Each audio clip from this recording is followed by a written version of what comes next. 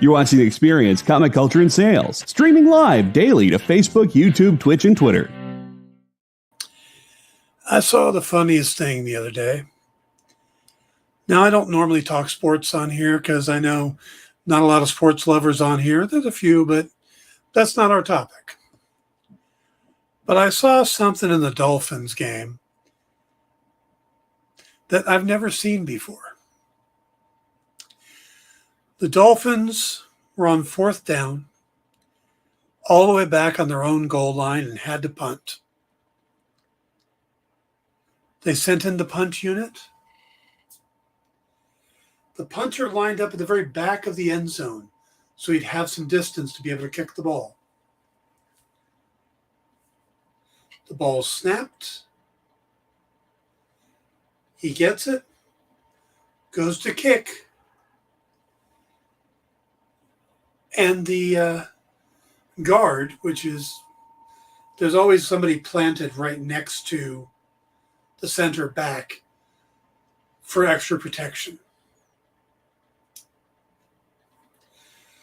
And the kicker punted the ball right into the guy's ass. And it went flying out the back of the end zone for a safety. I'd never seen that before. And I've seen some pretty strange things in football. I actually watched one of the, I think it was the Cowboys and the Rams, and the Cowboys punter was in his end zone and somehow punted the ball straight up. And the Rams' Nolan Cromwell walked into the end zone, signaled for a fair catch, touchdown.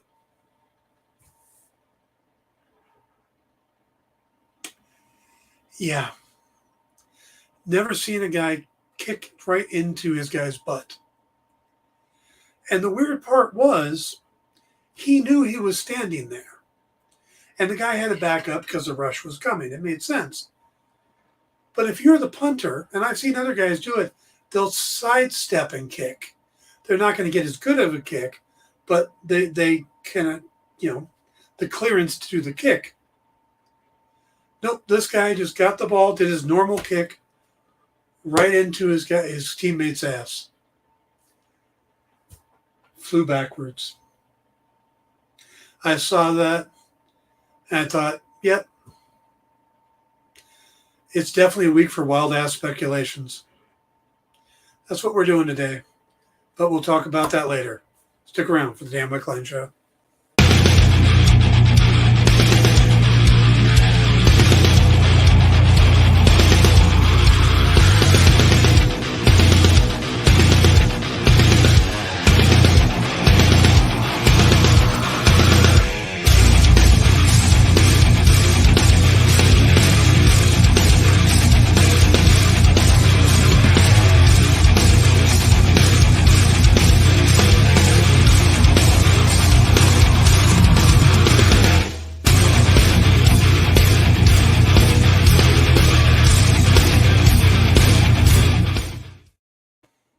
Hey everybody, welcome to the Dan Wickline Show here on The Experience. It is Tuesday, September 27th. If it was November already, that would be a big jump in time. And we are going to talk about She-Hulk today, and we are going to definitely do some wild-ass speculation, because I'm starting to see something, and I think I know where they're going. Yeah, so, by the way, hello to Sean, hello to Ed, Triple B, good to see you, cool. Jay is on the board today, so let's see. And hey JD, good to see you. Ed says he just watched the butt punt. Yeah, that's just amazing, so. But I haven't seen She-Hulk yet. Well, JD, it's been on for weeks now, man. I can't keep waiting for you. You got to catch up. I mean, you got to catch up, man. So, but we have other things to talk about first. Sean points out that Albert Pujols hit his 700th home run. And he did. He hit 69 or 699 and 700 in the same game against his former teammates on the Los Angeles Dodgers. They seemed to be just as excited for him as Albert was. And I noticed that they did horrible that game. It was a blowout by the Cardinals. And then the next day, the Dodgers beat the crap out of the Cardinals. And it makes me wonder, since they were friends with Pujols, did they go easy on him to try to just make it happen? I don't know. Either way, he's got 700 home runs. That's pretty awesome. Yeah, it was nice to see it done in Dodger Stadium because, there are so many stadiums that it would have just been boos and stuff. But, yeah, Jay points out, please hit the thumbs up button over there or the like, subscribe, all those things. I'm horrible about reminding on that thing, so please do so if you get a chance. We got a bit of news today, comic related, in that an adaptation of Matt Wagner's Grendel series has been in production for a while. Abubakar Ali was set to star as Hunter Rose. There's been a lot of Grendels over the years. When I jumped into the series, there was a female Grendel named Christine Spar. But when Wagner started it, it was Hunter Rose. So we would have our first Arab Muslim male actor portraying a lead in a comic book adaptation. The series was being written and executive produced by Resident Evil and Supernatural alum Andrew Dabb. And word is that Netflix, who gave it an 8-episode order, has decided to pass. Now, this leaves them with an option to shop it around. And with the fact that there are a ton of streaming services out there, Peacock, Apple Plus, you just name it, everybody has a streaming service now.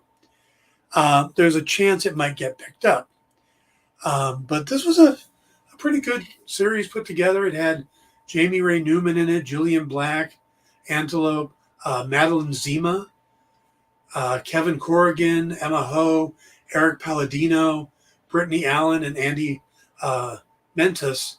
So they really, got into this and started doing it. And then Netflix decided to pull the plug, which, after having seen some of the things Netflix has put on, kind of surprises me.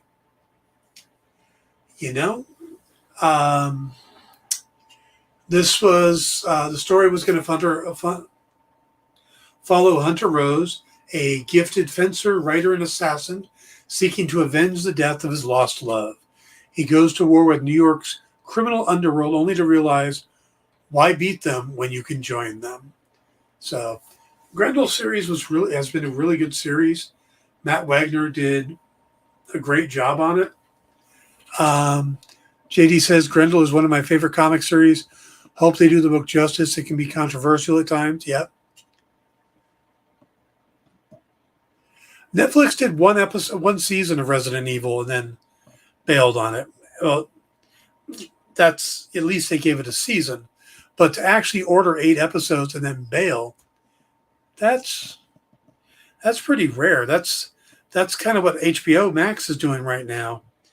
But they're doing it because Warner Brothers produced most of the shows, and then they can go sell them and make money, because that's what Warner Brothers is all about right now, is bringing down their debt.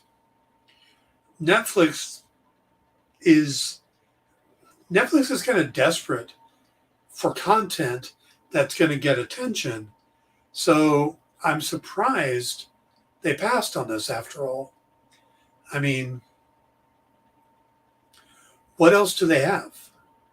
They don't, the Umbrella Academy is going into their 4th and final season. You've got no word if there's going to be a second Sandman series yet. That's a long time to wait for a second season announcement.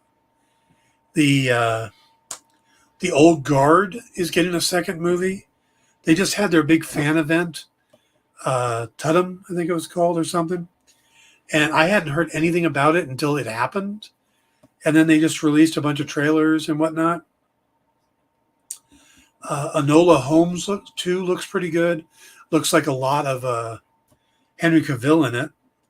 But, they mentioned The Witcher and the spinoff series. And right now, with the Umbrella Academy ending, Sandman unsure, The Witcher is about the only thing they have to bank on right now. We'll have to see if that's good enough for them, because some of the stuff they've done lately just hasn't been that great. They did The Samaritan, which was okay. I didn't love it, but it was all right. But they've just done a lot of stuff lately that's gotten mediocre response. So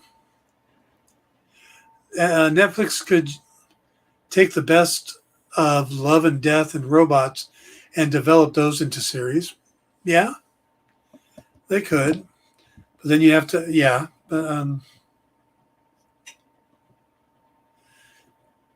have to think if they have the rights to do that.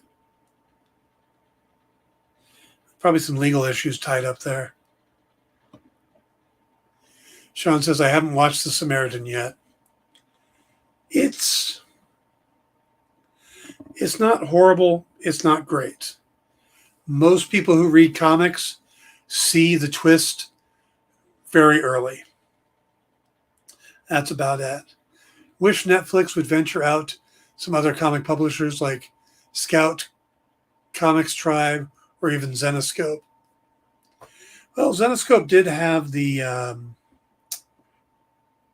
Van Helsing series, which had very little to do with the comic, but it is where they got the thing from. But yeah, Netflix, you should go to Zenoscope and talk to them about their Sinbad series. Okay. Alterna Comics, Aftershock, and Mad Cave 2, according to JD. Sean says ADW Upshot has Chariot coming somewhere. I just read a comic from Boom today, which I was surprised that I liked, called Briar, which is kind of I almost want to call it a post-apocalyptic version of Sleeping Beauty, but the post-apocalypse isn't like a Mad Max setup. It's more of a Middle-earth after Sauron type setup, Mordor. Yeah. I like that, actually. That was a pretty good comic. It's by Christopher Cantwell and Jermaine Garcia. And it the first printing is already sold out before it even was released, which comes out today. So they're going to second printing. So that would be an interesting book. I mean, it's hard to tell where it's going, but the concept is something unique, and I think they could do something with. Yeah, Jay says the art's like an old storybook from when I was a kid. Jay, you were like a kid last week. He's young. He's younger than me, so he's young. I think he just turned... Did you just turn 40, Jay? Yes, sir, about a week and a half ago. That's right. Belated happy birthday. Thank you. How was your trip to the Carolinas? Oh, I always love going up there. Lots of family there. That's basically my mom's side of the family still lives up there. Nice country, just really chill. So give me a piece of trivia about Carolina.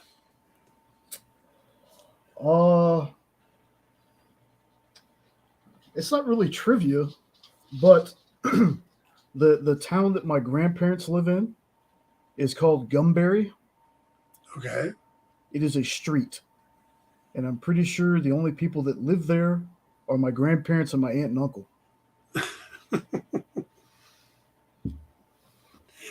Nice. Gumberry. All right. So, are they Panther fans back there, or are they old school and like the Redskins? Sorry, Commanders. They're not too big into sports, a lot of them, but it's mainly college, so it's going to be Tar Heels because my baby cousin just graduated from Chapel Hill. Oh, okay. So. Yeah, I went to high school with a guy who went to North Carolina for the Tar Heels. His name was Scott Williams. We were in high school together, and he was 7 feet tall in high school, wore a size 17 shoe, which is why I didn't play basketball, because I was only 6'6" and wore 15. He went on to, yeah, Jay? None of this story sounds fair, by the way. He went on to play with quite a few NBA teams. They won the CIS championship when we were there, and they went on to he went on to play in the NBA and was actually on the Chicago Bulls with Michael Jordan and won at least one ring, maybe more. I have to look that up. But yeah, he bounced around the NBA for quite a while. And like I said, that was a guy I went to high school with.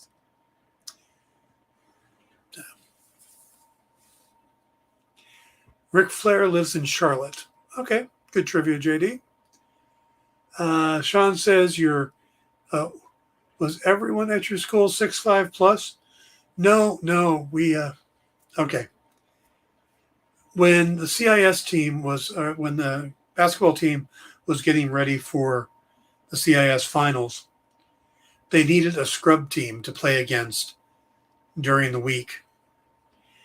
And the time they were going to play, they went to that PE class and said, put together your best team so we could play against them. And I was out sick that day, a few other people, but I came back and all the teams were picked, and I was put with what we called the rejects. And myself, a guy who had just transferred in, a bunch of other people. And one of our guys was a young Asian boy named Alan Peng, who stood, I want to say 4'2". And we ended up beating all the other teams. And then we switched around when we tried to play against Scott and their team and weren't doing very well. So I readjusted the lineup and I put myself at point guard and I put Alan at center. And I told him, I said, don't jump. Just as soon as Scott goes up for the ball, when he comes down, grab it. If he goes to dribble, grab the ball. If he just brings it down in his hands, grab it, hang on to it, try to wrestle it away from him, hit it, whatever. Just hack the hell out of the ball when it comes down off a rebound. And, I mean, we still got our ass kicked. But we at least made it somewhat respectable. And Scott actually thanked us for showing he had a weakness in his game. So, but no, not everybody was 6'5". Alan was 4'2". So let's see. Big deal. Even a skinny, crusty, balding hobbit has a ring.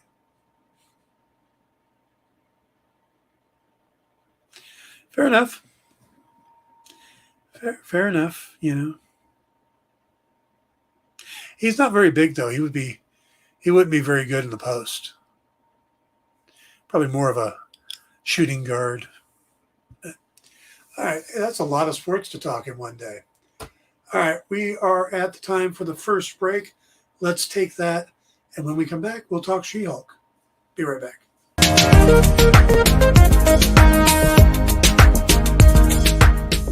Thanks for tuning into The Experience. Help us out and hit subscribe over on YouTube and click the bell when you do. Need some help? Scan the QR code in the bottom corner. Comic Collectibles is a pretty straightforward show. You got Rex here. He sells the comics. And you got Rockin' Robbie. He knows about the comics. And finally, John, well, no one really knows what John does. I mean, don't get me wrong, he's a great guy, but he just keeps showing up. Come to think of it, I don't even really know how he gets in here. Anyway, awesome comics, rare books, rarer signatures, slabbed books, and amazing cover sketches by Ken Hazer and others. Simple formula: you want the comics, you buy the comics. To sum up, Rex sells the comics, Robbie knows the comics, and John, who might possibly be a ghost. I mean, seriously, has anyone ever seen him show up or leave? Comic Collectibles with Rex and John, Mondays from 6 to 8 Eastern on The Experience. Comic Culture and Sales. Did you know that every Experience show, including some exclusive content, streams on Twitch? Check it out, twitch.tv/the_EXP. Or just scan that QR code.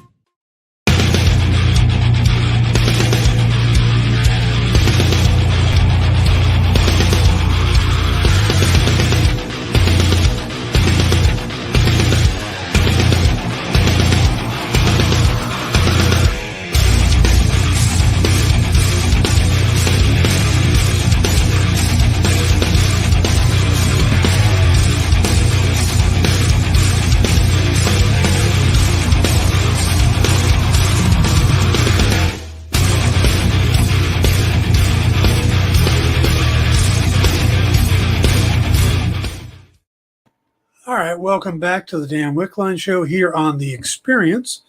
Hey, Jay, pop on for a second. Yes, sir.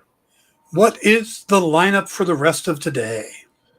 Let's see. We got a little bit of a break after you. Then we have a minute to skim it with, I'm pretty sure it's going to be Miss Jen and Liam.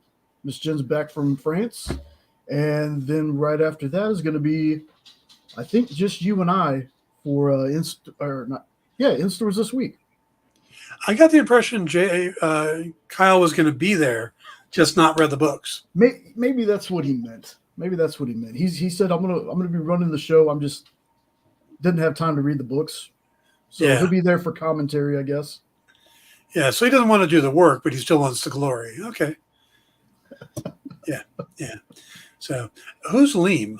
Not familiar. Haven't heard that. Liam is the person who usually does Minute to Skim It now. He's done it with Shanice, and he's been doing it with Miss Jen for a little while now. Okay. I thought maybe that was someone she picked up in France and brought back with her. No, he's been there. He's been there for a while. So, all right, sir. Thank you. Yes, sir. All right, guys, it is time to talk She-Hulk. Now, you guys might remember last week, there was the whole episode about Jen being able to use the She-Hulk name and Titania suing her. And what I loved about that episode was that all the guys that she had dated in that previous episode suddenly came back and they became part of the storyline, which I thought was interesting because it made that plot important. And I like that. I like that it all tied together. But that started me thinking that these A plots and B plots and stuff going on may not be as random as we think. But I'll get to that in a minute. So the other thing I said last week was we got the little teaser at the end where we see She-Hulk is getting her outfits and she gets her superhero costume from Luke. And we see that he has Daredevil's helmet in a box ready for pickup. Now, I said coming out of that I hoped we weren't going to get Daredevil this following week because I thought it would be nice to spend some more time with just Jen. We've been dealing with Wong and Emil Blonsky and the whole, Banner and stuff. There have been so many cameos over the first 4 episodes, and we finally got episode 5, and it didn't have any cameos. I thought, okay, wouldn't it be nice to get another episode that didn't really have cameos, that we could just focus on just Jen? And then we can get to Daredevil in 7, 8, or 9, Well, that's what they did. It was not only did they do an episode that was only Jen, but they even called it just Jen. They changed the moniker. Instead of She-Hulk Attorney at Law, it was just Jen Attorney at Law. And this had an A plot and a B plot, and then a twist ending. Now, again, episodes 5 and 6 don't have post-credit scenes, which I find interesting too. So, do we only get post-credit scenes when we get a cameo? Hey, Mark, glad to see you here. So, this episode, I'm going to talk about the B plot first, because as of yet, was the wedding one. But the B plot, the plot for this is Jen gets asked to be a bridesmaid at a wedding that takes place on a Thursday, which nobody gets married on a Thursday, but unless it's a specific date you want. And she has to, and they address that too, because she looks at the camera and says, come on, weddings are always inconvenient and come when you don't expect them. So they were acknowledging the fact that we saw the Daredevil helmet and everybody wants Daredevil. But no, hang on, we got a wedding to go to first. Hello, Emmy. How you doing? I thought that was kind of interesting that they did that. But the B plot was really funny. They introduced, this is a case that Jen was supposed to do, but Mallory's going to take it because, oh, hey, Lyle, how you doing? Mallory Book is going to take it because Jen's going to this wedding. And the case has to do with Craig Hollis, a.k.a. Mr. Immortal. Now, if you're not familiar with Mr. Immortal, he is from the comics. He is a character that is part of the Great Lakes Avengers, which was a team of oddly powered people that took on the Avengers moniker at the time that there was an East Coast and a West Coast team. And they're pretty funny characters. There's Big Bertha. There's Terry, I think her name is. She's a pterodactyl person. There's Flatman, who is literally flat, 2-dimensional. There's Doorman, that basically if you walk through, he can take you to anywhere. And there's Mr. Immortal. I think Squirrel Girl was part of the team for a little while. Mr. Immortal he can die, but he always comes back. So, now that was in the comics. Here,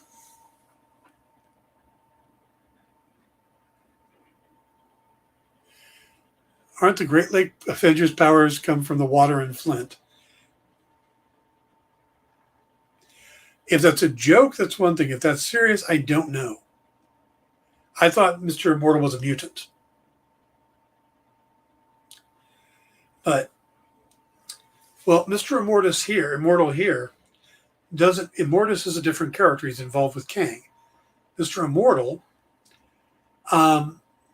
basically has just gotten married a lot of times and never actually goes through a divorce.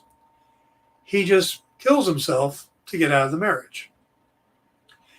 And they cast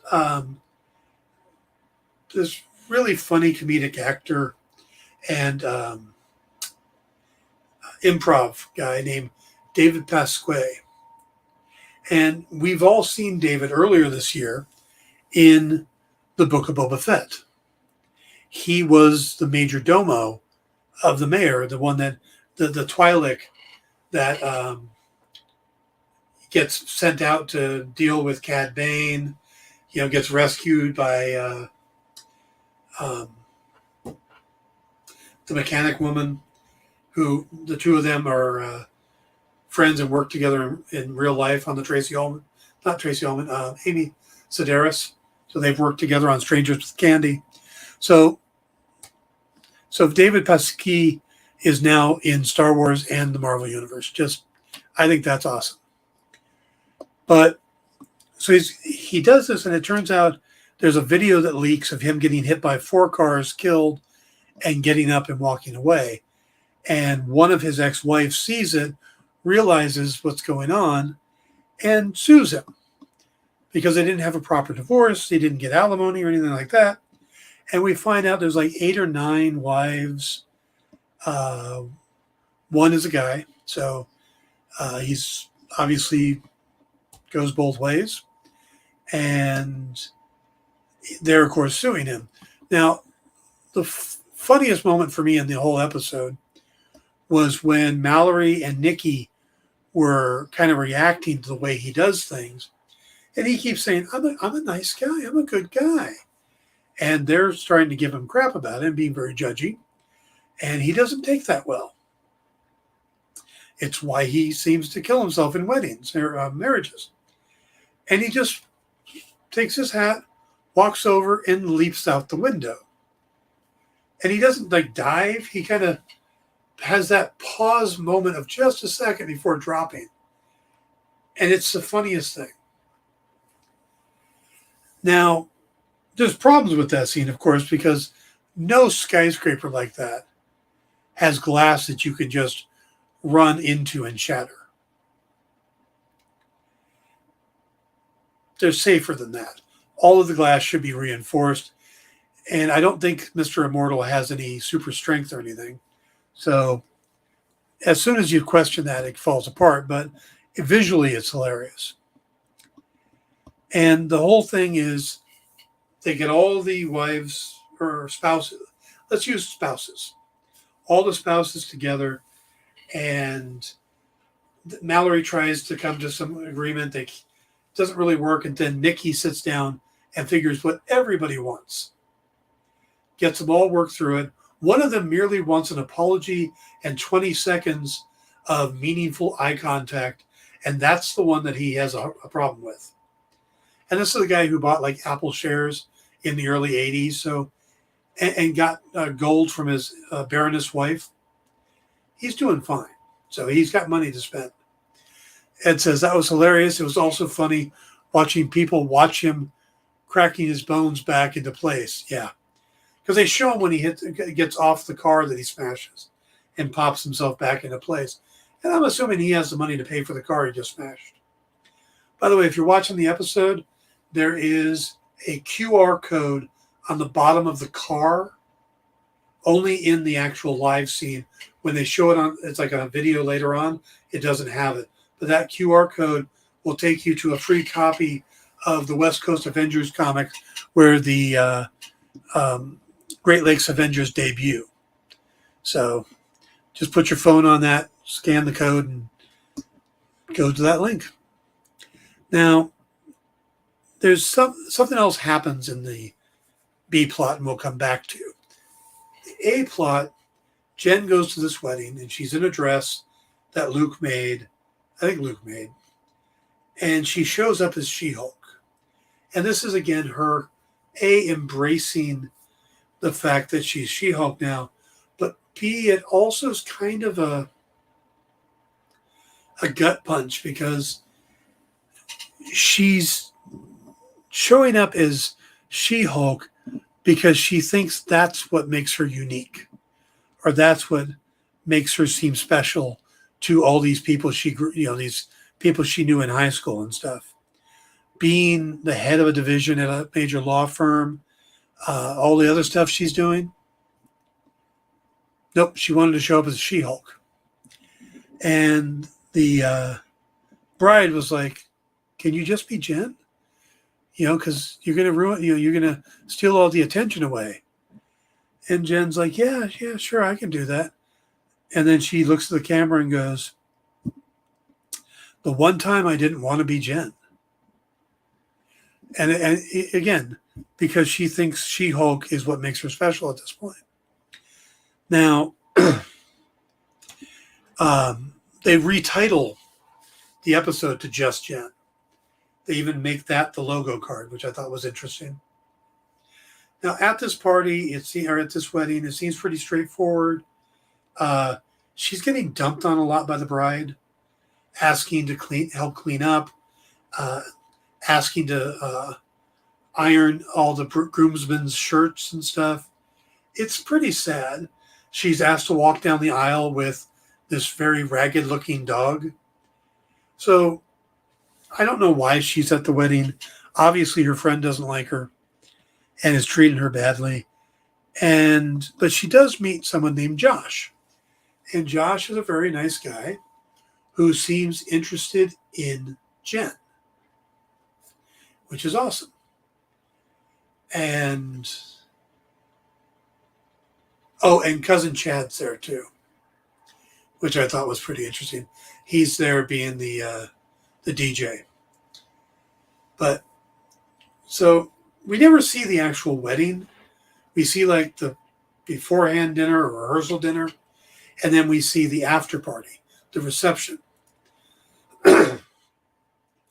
But again, Jen, she goes up to get a drink in the bar, and it turns out to be a cash bar. So you got to question the bride. But at one point, Titania walks in and says she's dating one of the groomsmen. And we never see the husband, by the way. We never see the groom. And she's like, not everything's about you, Jen. So, and it doesn't feel right. It doesn't feel like she's there for the wedding because it just seems beneath her. So, and we do find out later on after Jen's had a few drinks and has been dancing by herself to Walking on Broken Glass, which seems like a weird musical choice at a wedding. Anyway, so while she's drunk and out of it, Titania picks a fight. Just kicks her in the face.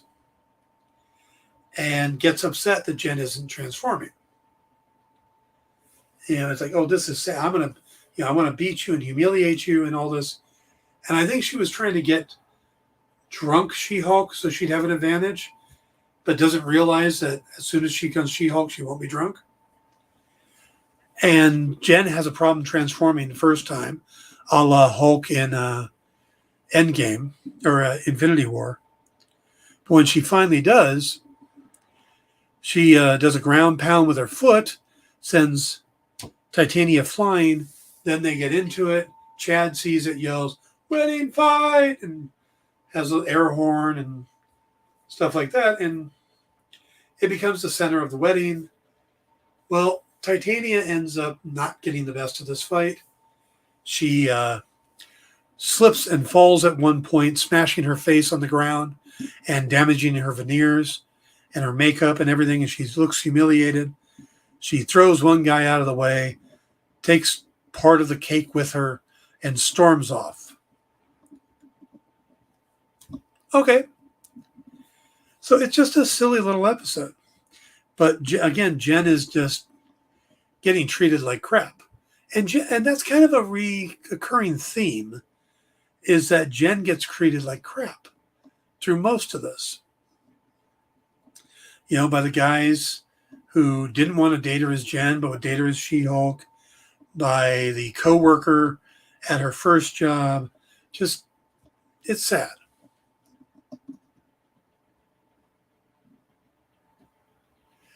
Okay, I will check on that at the break. But that's pretty huge if that's true.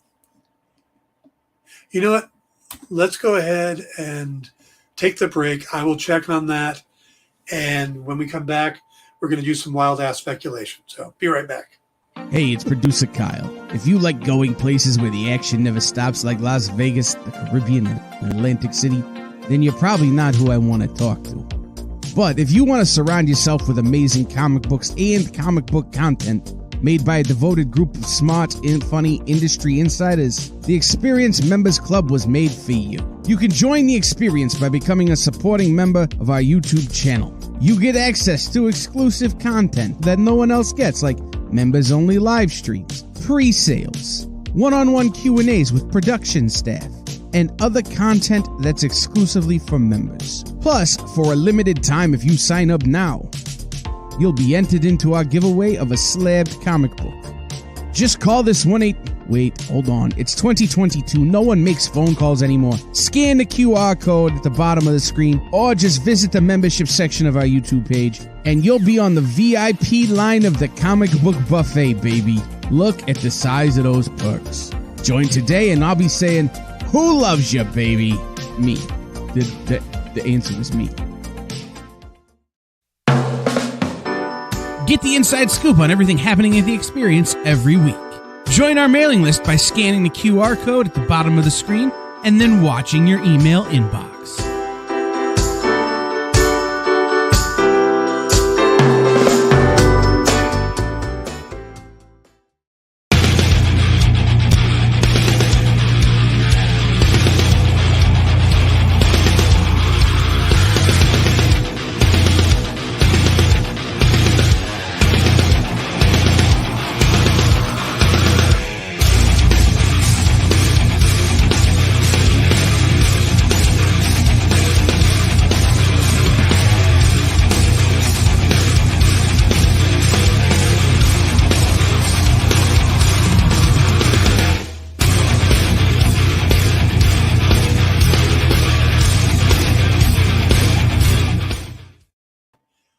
Everybody, I am looking right at the announcement, and this is more than Deadline saying they've heard a rumor from inside sources.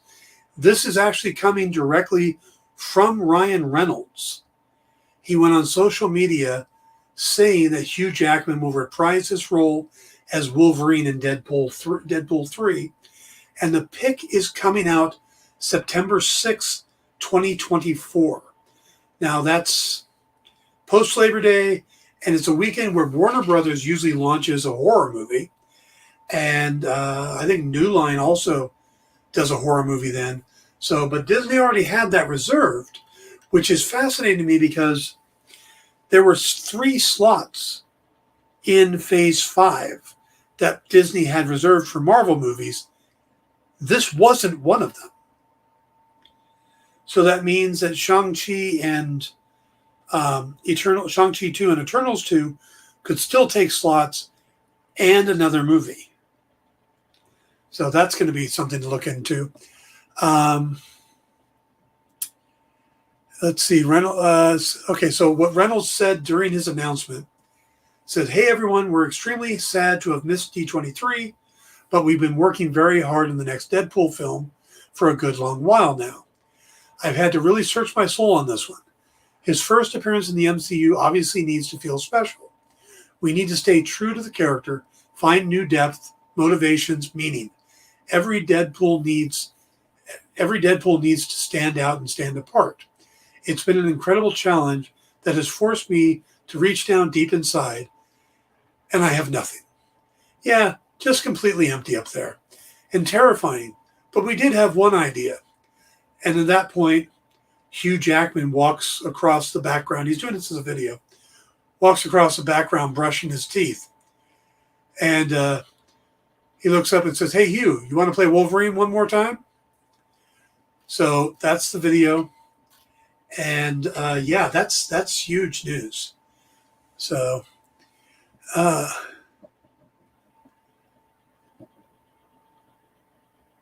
that's also huge news, right? Variety's reporting it. Yep. "I signed up for your mailing list like I've gotten months ago and still haven't gotten anything yet." Oh, that's interesting. Yeah. And Jay will bring that up with Kyle, and we'll get that sorted out. I've gotten a couple mailings from it. So yeah, the part that fascinates me the most, I kind of thought that Reynolds would talk Hugh Jackman into coming back. It'll probably be, I don't know, him coming back as Wolverine makes me think that this may take place in a different multiverse and we end up with Deadpool in our multiverse at the end, or in our universe at the end, something like that. Because I don't think we're going to have Hugh Jackman as Wolverine going forward in the MCU.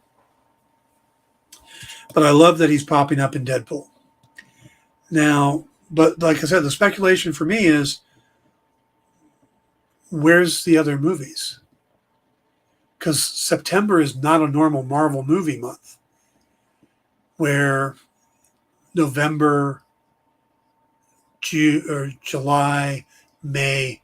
Marvel always does February, May, July, and November. 4 movies a year. Or is it 5? It's 4. Anyway. So we got a September Marvel movie. That's going to be new. So, all right. So that's the news. I'm sure we're going to get more on it, and we'll cover it more as we learn more. But let's get back to She-Hulk. The ending of She-Hulk is where it gets really interesting. Because she's there, still is back as Jen, even though she turned into the whole She-Hulk. The bride didn't get upset about it. My bride was also drunk at the reception. But she was like, oh my God, She-Hulk's at my wedding. But at the end, we see her and Josh sitting there sharing a plate of fries, which is similar to what she was doing with that other guy. And we see cameras watching them, and we pan out, and we realize that somebody's watching them. Now, this turns into a lab scene, and we got somebody holding the bent needle that they tried to get the blood from with the wrecking crew, and they replace it with a much bigger, more menacing looking needle, which may be vibranium. And, you know, we get that set up. But this ties into the B plot because there's this website called the Intelligentsia, which is supposed to be like for trolls and for man babies and stuff, as they call it. Well, the Intelligentsia is from the comics as well, and it's a group run by the leader and has like Red Ghost, MODOK, and basically it's the villain equivalent of the Illuminati. So we get confirmation that the Intelligentsia is after Jen, but we don't see who any of the members are. Now, this leads me to my wild ass speculation. And we've got a graphic for that now. Jay?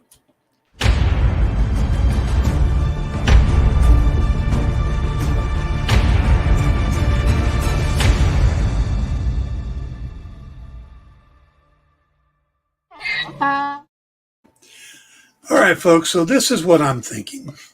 I'm thinking we really haven't gotten a lot of stray things that don't connect. I think that the show is going to pull together all these threads, and we're going to find out stuff like some of the people that she went on a date with were Recon, the guy Todd, who also works with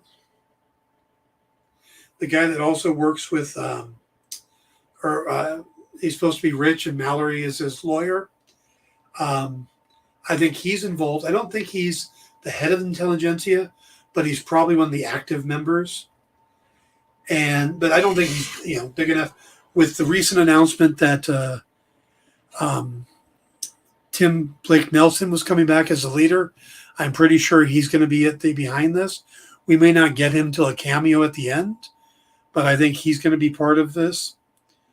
And there's been a lot of talk that maybe we get a Red Hulk, that we need to get a Red Hulk, that the Red Hulk would be part of the Thunderbolts, and that, why? Well, I don't think we're getting a Red Hulk. I think Marvel loves to put a villain against the hero that's pretty much the same. Same powers, stuff like that. They did that with Yellow Jacket, with Ant-Man. Captain America versus Red Skull's a super soldier. Winter Soldier was a super soldier. Iron Man, they put him up against Ironmonger. And then they put him against Whiplash, who was instead of just having the whiplash, is he got a suit of armor. So A, they're not afraid to make changes, and B, they like to do the equal power thing. So I'm thinking we're going to end up with a Red She-Hulk. That someone is going to become that. Now, in the comics, Betty Ross is the Red She-Hulk. As much as I'd love to see them bring back Liv Tyler, I don't think that's going to happen for this series, because I think someone else is going to become the Red She-Hulk. And the person I'm thinking it's going to be is Mallory Book. The reason I think it's Mallory is because A, she's already got a connection to Todd. When Nikki and her found the Intelligentsia, she immediately told Nikki, don't tell Jen. And mind you, she gave good reasons, like that's just going to mess with her, all this other stuff. But I think when you're getting death threats and things like that, you need to know. So I question Mallory there. But also Mallory was part of GLK and H before, and I think she was thinking she was going to be the face of the superhero division, and she gets bumped for Jen because she's She-Hulk. So I could see her going, well, if I become a superhero, or if I get superpowers, then I can be the face of the company. So I think this all leads to her becoming the Red She-Hulk. I think they're kind of setting that up. But I also think that the actress they cast, Renee Elise Goldsberry, she's a little too big to be just a background character, a supporting character. I think because, I mean, she could do pretty much anything right now. She was in Hamilton. She was in the original cast of Hamilton as the main Schuler sister, or one of the main Schuler sisters. She could pretty much write her own ticket. She's showing up on TV, doing all this stuff. So it would have to be a pretty interesting role, I think, for Marvel to have brought her in. So again, I get the feeling. Plus, I think she would look neat. She would have a good look as Red She-Hulk. So I think that we're going to find out that a lot of the things that have happened in this series have been the Intelligentsia doing moves. And I think that Titania was a distraction to force Jen to become to come out as the She-Hulk. And now Titania got beat. They're not in control of her anymore. Let's see.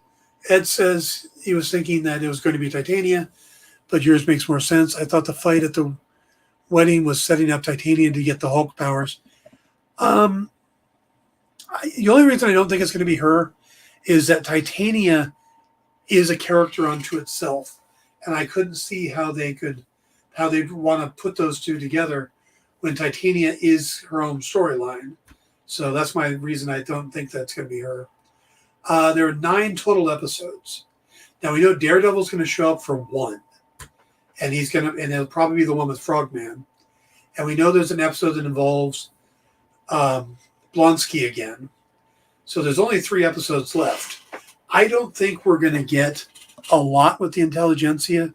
I think we're going to set up the Intelligentsia because they're going to be major players in Captain America New World Order. It also means it wouldn't surprise me if She-Hulk ends up in Captain America movie. But that said, I think that we will get the Red She-Hulk. I think we'll start getting teased about it, and then we'll get it. And maybe they'll throw her into the Thunderbolts, and give us our Red Hulk. Wasn't Howard the Duck supposed to show up in season 1 too? I've heard people talk about that, but I never really heard it confirmed. So, and that seems like that would be a lot.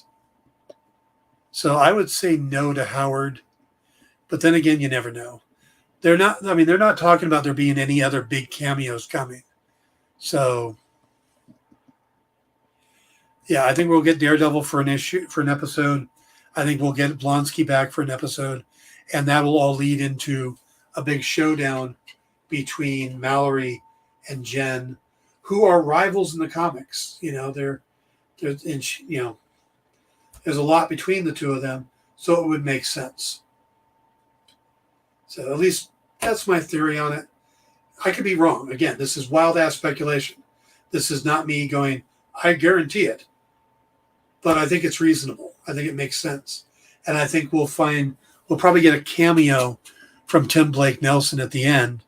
Maybe we'll get our first look at him in his new design, or maybe we'll just see him like from behind in a chair with a big head thing. Do you think there was a reason for them to show Jen trying to call Bruce? I think it's just a reminder. I don't know if we're probably going to get Bruce back. Somebody suggested to me that maybe getting Hulk off the planet to Sakaar was part of the Intelligentsia's plan too, so they could go after Jen. That would also make sense. So again, I think there's a chance that by the end of this show, everything that happens will have made sense. Will it? We'll see, but I think there's a possibility. And I like that. I like that we could really put all this stuff together and show what brilliant writing it really was. It wasn't just random things. These were all important, crucial moments, even though they seem random. So, except for Wong, I don't think that's going to tie into it. Or Madison. Do you still think they're hanging out together? Did they really bond? Kind of curious about that one. I have so many questions about the Marvel Universe, and that's one of them. So, okay.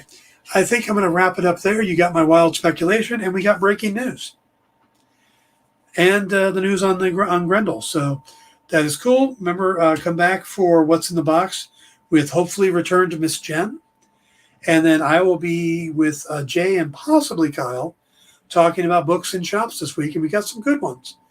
We got Man, Goat, and Bunny Man 3.